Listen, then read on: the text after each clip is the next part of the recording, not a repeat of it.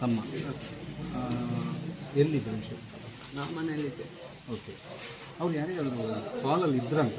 ಕಾಲಲ್ಲಿ ಇದ್ದವ್ರು ಮುಂಚೆ ಒಂದು 4 ವರ್ಷ ಆಯಿತು. ಅಲ್ಲಲ್ಲ, ಈ ಘಟನೆ ಆಗುವಾಗ ಅವರ ಭಾವನಿಗೆ ಯಾರಿಗಾದ್ರು ಕಾಲ್ ಮಾಡಿ? ಅವ್ರಿಗೆ ಕಾಲ್ ಮಾಡಿದಂತೆ ನನಗೆ ವಿಷಯ ಗೊತ್ತಿಲ್ಲ.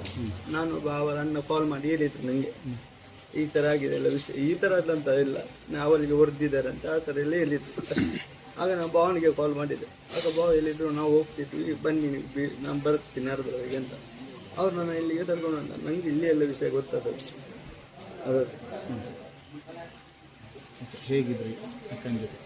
ಅಕ್ಕ ನನ್ನ ಹತ್ರ ಎಲ್ಲ ಕ್ಲೋಸ್ ಇದ್ಲು. ಅವರು 3 ಮಂದಿ ಹೆಣ್ಮಕ್ಳು, ನಾನು ಅವಳ ದೊಡ್ಡಪ್ಪನ ಮಗ. ನನ್ನ ಹತ್ರ ಕ್ಲೋಸ್ ಇದ್ಲು, ಎಲ್ಲ ವಿಷಯ ಹೇಳ್ತಿದ್ಲು ನನ್ನ. ಚೇತನ್ ಇಂಥ ತೊಂದರೆಗಳು ಏನಾದರೂ ಮಾಡ್ತಾ ಇದ್ದಂಥದ್ದು ಏನಾದರೂ ಹೇಳಿದಾರ?